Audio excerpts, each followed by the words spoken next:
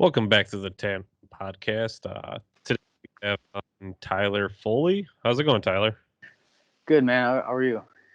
Not too bad. Long day at work. Not Yeah, doing this. I hear you there. Um, so you are the pilot of a orange E36 with a LS in it. Yep. All right. An LQ if people want to get specific. Yeah, some people get really offensive about Yeah. that. Yeah. So how we'll go back before you probably got into the whole motor swap and everything, but how did you kind of get into drifting and kind of started? Well, my dad was always into like cars, so I grew up around, lifted trucks, the Harleys, the hot rods, all this. So I've seen it since I was a baby. And once, I was in dirt bikes and basically anything that had wheels when I was a kid.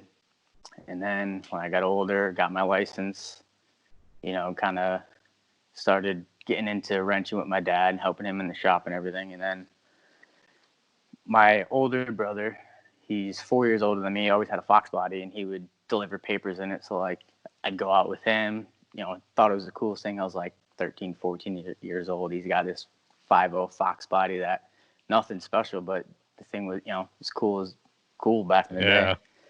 And once I got a little bit older after that, he got into drifting, kind of like messing around on the street.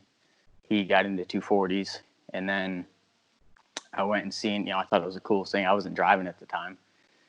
And when I got my license, I went to one of his drift events, and I literally seen one event, and I was like, I need to do this. Like, this looks awesome.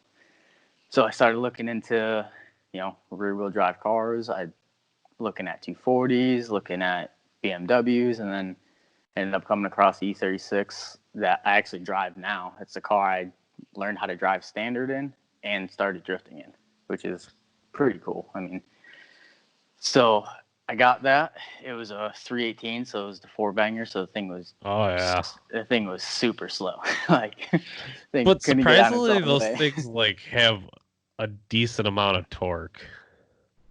Yeah, I mean, as far as like crappy four cylinders go that are NA, like they're pretty torquey, and it's like surprising how like large those engines are. Oh, they're huge for what they are. Yeah. Yeah, so I picked that up, and I was learning how to drive standard in my driveway. I didn't even know how to drive standard yet. Learned that, got the car registered. I drove it for 2 weeks, and the clutch fan failed, blew the head, cracked the head. So me and my dad rebuilt it, got it back going, fresh head, drove it for another like month. Same thing, car overheated, cracked the head. So now my dad, being the old school hot rodder he is, he's like, hey, I got a small block Chevy we can put in this thing. And I'm like, sure, I got no money. I can't afford to, I was going to go inline six, doing like an M50 or an M52, but, I was in high school. I couldn't afford it. So I was like, all right, whatever, we'll put the small block in it. What small block? It was a 1973 Chevy 350 out of a G30 van. At least it was a 4-bolt main. Yep, 4-bolt main. It was. We used to call the thing the Smurf van. The thing was this big blue like cargo van. It was actually my grandfather's. But so we put that in it, ran it, just throttle body, basically bone stock. Drove down the street a bit, kind of got used to the change of the engine and everything. Because like I said, I drove the E36 for like maybe a month total. So we got that basically figured out, and then I went to a couple more events that my brother was in up at Lime Rock in Connecticut, and the car was nowhere near ready to be drifted, like, at all. Yeah, and usually the first events, it's like barely hanging on. Like, I remember my first event, and my like muffler fell off within like my first like lap. Yeah. My first event actually it's actually pretty, it's a funny story. I get to it. But So this was before this wasn't even my first event. I went and watched him again.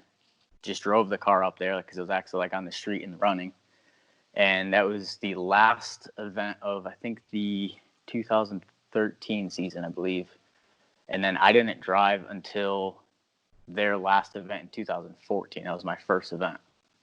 And before that, we actually switched over to fuel injection. So I was like 2-month preparation trying to get to my first event, which was their last event of the season. Oh, wow. Up, late nights trying to get this thing ready. I was all excited, going to, drift for my first time. We got the car running the morning of the event. We were late. My brother went up there. I drove the car up, met him there after. I got a lap and a half. He told me to stay away. There's like this downhill corkscrew. And he's like, whatever you do, just don't drift the downhill. Stay away from it. Like, there's a big pothole at the bottom. It's like 10 inches deep. Like, just don't even waste your time on it. Just learn the track, get used to drifting.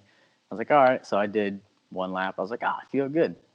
Go over the downhill, right into the pothole. Bent the A-frame, blew the bumper off. Ended my first event in a lap and a half.